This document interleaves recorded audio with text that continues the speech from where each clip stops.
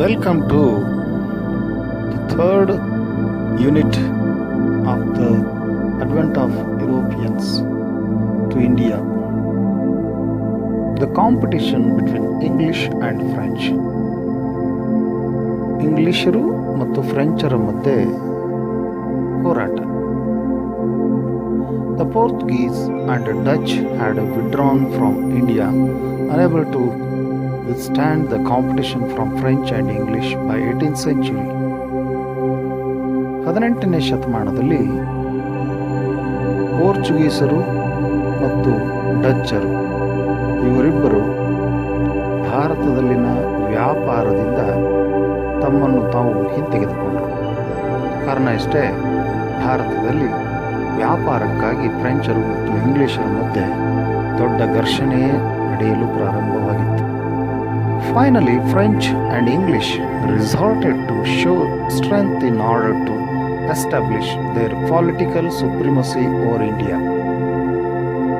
ಅಂತಿಮವಾಗಿ ಫ್ರೆಂಚರು ಮತ್ತು ಇಂಗ್ಲಿಷರು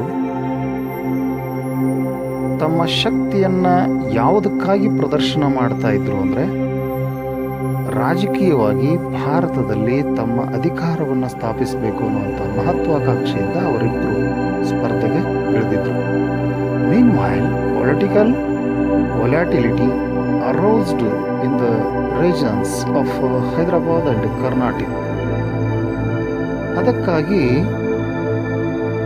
ಇಂಗ್ಲಿಷರು ಮತ್ತು ಫ್ರೆಂಚರ ಮಧ್ಯೆ ರಾಜಕೀಯ ಸ್ಪರ್ಧೆಗಳು ಹೈದರಾಬಾದ್ ಮತ್ತು ಕರ್ನಾಟಕ ಸಿಂಹಾಸನದ ಮುಖಾಂತರ ಸ್ಪರ್ಧೆ ಪ್ರಾರಂಭವಾಯಿತು.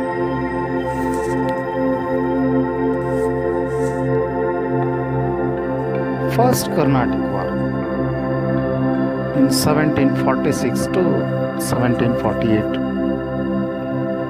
On the request of Dupleix, Labourdonnais, a French military leader from Mauritius, invaded Madras and captured it. ಭಾರತಕ್ಕೆ ಫ್ರೆಂಚರು ಆಗಮಿಸಿರ್ತಕ್ಕಂಥ ಡೂಪ್ಲೆಯ ಒಂದು ವಿನಂತಿಯ ಮೇರೆಗೆ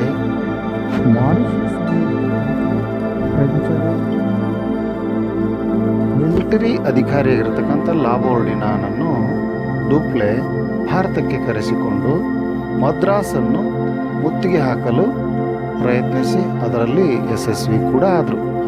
this forced the helpless British to request the help of Anwaruddin. ಇದು ಬ್ರಿಟಿಷರನ್ನು ಅನ್ವರುದ್ದೀನಿಗೆ ಸಹಾಯ ಮಾಡಲು ಒತ್ತಾಯಿಸಿತು. The nawab of Karnataka for support. ಆ ಅನ್ವರುದ್ದೀನ್ ಕರ್ನಾಟಕದ ನವಾಬನಾಗಿದ್ದನು. ಅವನ ಬೆಂಬಲಕ್ಕಾಗಿ ಬ್ರಿಟಿಷರು ನಿಂತರು. The army sent by Anwaruddin failed to defeat the French at the Madras. ಆದರೆ ಲಾಬೋರ್ಡಿನಾನನ್ನು ಸೋಲಿಸಲು ಕಳಿಸಿರ್ತಕ್ಕಂಥ ಅನ್ವರುದ್ದೀನನ ಸೈನ್ಯ ಮದ್ರಾಸ್ನಲ್ಲಿ ಸೋತು ಶರಣಾಯಿತು. Finally Labourdonnais took money from the English and returned Madras and went back to Mauritius. ಅಂತಿಮವಾಗಿ ಲಾಬೋರ್ಡಿನಾ ಇಂಗ್ಲಿಷರಿಂದ ಹಣ ಪಡೆದು ಗೆದ್ದಂತಹ ಮದ್ರಾಸನ್ನು ಅವರಿಗೆ ಮರಳಿ ಕೊಟ್ಟು ತಾನು ಮಾರಿಷಸ್ಗೆ ಹಿಂತಿರುಗಿದ. This energised Dupleix and attempt to take Madras but failed in it. ಇದ್ರ ಡೂಪ್ಲೆ ಮದ್ರಾಸನ್ನು ಪಡೆಯುವಲ್ಲಿ ಸೋಲನ್ನು ಅನುಭವಿಸಬೇಕಾಯಿತು. Finally this was ended with a treaty in Europe between France and England called the treaty of Aix la Chapelle. ಅಂತಿಮವಾಗಿ ಭಾರತದಲ್ಲಿ ಮೊದಲ ಕರ್ನಾಟಕ ಯುದ್ಧ ನಿಲ್ಲಲು ಕಾರಣ ಇಂಗ್ಲೆಂಡ್ ಮತ್ತು ಫ್ರಾನ್ಸ್ ಮಧ್ಯೆ ನಡೆದಂತಹ ಯುದ್ಧ. ಅಲ್ಲಿ ಅಂತಿಮವಾಗಿ ಅದರ ಪರಿಣಾಮವಾಗಿ ಅಲ್ಲಿ ಎಕ್ಸ್-ಲಾ-ಚಾಪೆಲ್ ಒಪ್ಪಂದ ಆಗುತ್ತೆ.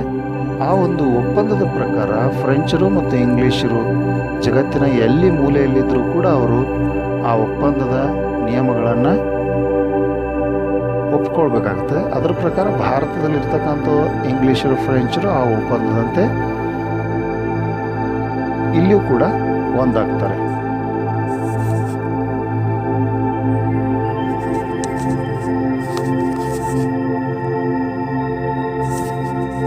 Second Carnatic War in 1749 to 1754.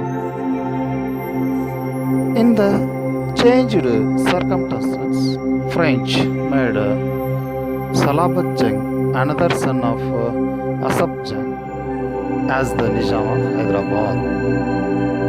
ಫ್ರೆಂಚರ ದೃಷ್ಟಿ ಹೈದರಾಬಾದ್ ಸಿಂಹಾಸನ ಮೇಲೆ ಅಡಗಿತ್ತು.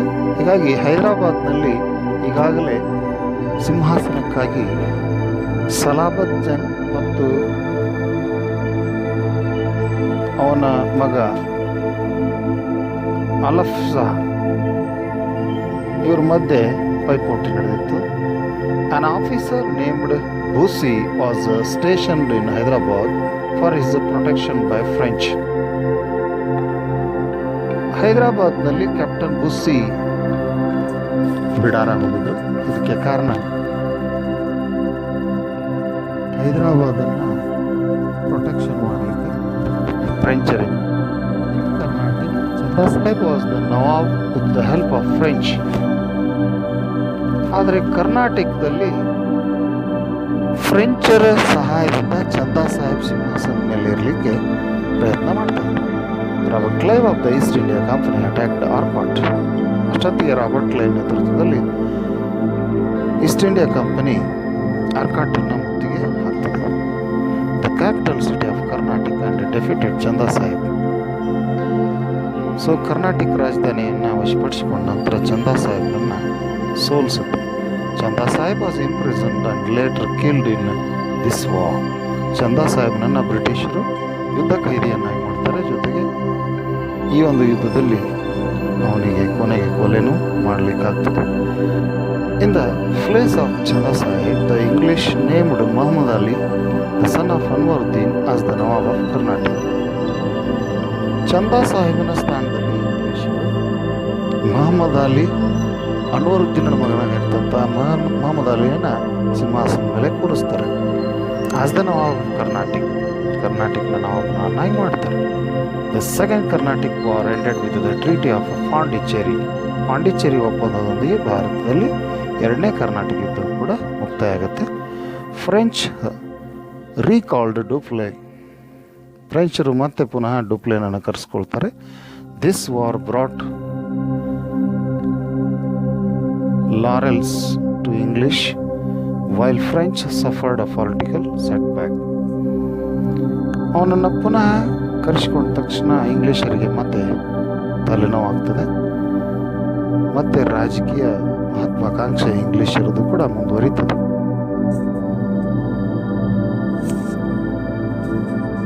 Third Carnatic war in 1756 to 1763. Count de Lally of the French attempted to besiege Mondiwash in 1760. Count de ಲಾಲಿ ಫ್ರೆಂಚರ ಸೇನಾ ನಾಯಕ. ಅವನಿಂದ ಮಾಂಡಿವಾಶ್ ಯುದ್ಧ 1760ರಲ್ಲಿ ಪ್ರಾರಂಭ ಆಗುತ್ತೆ. In this decisive battle sir Eyre Coote of the English army defeated the French and imprisoned Bussy. ಈ ಒಂದು ನಿರ್ಣಾಯಕ ಯುದ್ಧದಲ್ಲಿ ಸರ್ ಐರ್ಕೂಟ್ ಮತ್ತು ಫ್ರೆಂಚರ ಬುಸ್ಸಿ ಮಧ್ಯೆ ಯುದ್ಧ ನಡೆದು ಬುಸ್ಸಿಯನ್ನ ಈ ಯುದ್ಧದಲ್ಲಿ ಸೋಲಿಸಿ ಯುದ್ಧ ಖೈದಿಯನ್ನಾಗಿ ಮಾಡಲಾಗ್ತದೆ. Count de Lally escaped and hide in Pondicherry. Count de Lally ತಪ್ಪಿಸಿಕೊಂಡು ಪಾಂಡಿಚೇರಿಯಲ್ಲಿ ತಲೆಮರೆಸ್ಕೊಳ್ತಾರೆ. Finally Eyre Coote attacked Pondicherry. ಕೊನೆಗೆ ಸರ್ ಐರ್ಕೂಟ್ ಪಾಂಡಿಚೇರಿಯನ್ನು ಅಟ್ಯಾಕ್ ಮಾಡ್ತಾರೆ. Lally had surrender to unconditionally in 1761. Count de Lally ಕೊನೆಗೆ 1761ರಲ್ಲಿ ಇಂಗ್ಲಿಷರಿಗೆ ಶರಣಾಗತಾರೆ. French had to lose all the bases in India due to Carnatic wars. ಫ್ರೆಂಚರು ತಾವು ಗಳಿಸಿರುವ ಎಲ್ಲವನ್ನ ಕರ್ನಾಟಕ ಯುದ್ಧಗಳ ಮುಖಾಂತರ ಕಳೆದುಕೊಳ್ತಾರೆ. In spite of this, as per the Treaty of Paris in 1763, Pondicherry was returned to French. ಮತ್ತೆ 1763ರಲ್ಲಿ ಇಂಗ್ಲೆಂಡ್ ಮತ್ತು ಫ್ರಾನ್ಸ್ ಮಧ್ಯೆ ಪ್ಯಾರಿಸ್ ಒಪ್ಪಂದ ಆಗುತ್ತೆ. ಆ ಒಪ್ಪಂದದ ನಿಯಮದ ಪ್ರಕಾರ ಭಾರತದಲ್ಲಿ ಪಾಂಡಿಚೇರಿಯನ್ನು ಫ್ರೆಂಚರಿಗೆ ರಿಟರ್ನ್ ಮಾಡಲಾಗ್ತದೆ. With these developments French lost their importance in India. ಇದರೊಂದಿಗೆ ಫ್ರೆಂಚರು ಭಾರತದಲ್ಲಿ ತಮ್ಮ ಅಸ್ತಿತ್ವವನ್ನು ಕಳೆದುಕೊಂಡರು. Like this English by defeating all their rivals started consolidating their power over the southern India. ಇದರೊಂದಿಗೆ ಇಂಗ್ಲಿಷರು ತಮ್ಮ ಎಲ್ಲ ಎದುರಾಳಿಗಳನ್ನು ಸೋಲಿಸೋದ್ರ ಮುಖಾಂತರ ತಮ್ಮ ಎಲ್ಲ ಆಡಳಿತದ ಅನುಕೂಲಕ್ಕಾಗಿ ದಕ್ಷಿಣ ಭಾರತದ ಪ್ರದೇಶಗಳನ್ನೆಲ್ಲ ಒಟ್ಟುಗೂಡಿಸಲಿಕ್ಕೆ ಪ್ರಯತ್ನ ಮಾಡ್ತಾರೆ.